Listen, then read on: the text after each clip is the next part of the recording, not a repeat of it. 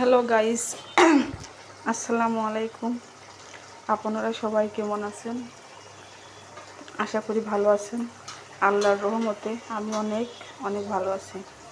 Guys, আজকে আমি এই যে ছাগলের ভুড়ি রান্না করছি। কেউ ভুড়ি বলে, কেউ চলো বট বলে। তো আমি ছাগলের ভুড়ি রান্না করছি, দেখেন।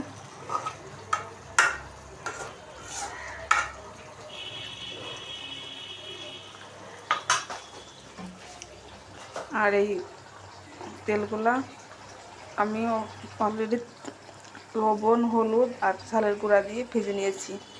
এগুলো একটু পরে দেবো, পরে দিব তেলগুলা। আর দেখেন কালারটা কীরকম আসছে। আপনাদের কাছে যদি ভালো লাগে আমার এই ভিডিওটা লাইক, কমেন্ট, শেয়ার অবশ্যই করবেন, তাহলে আমি ভিডিও করতে আর উৎসাহ পাবো।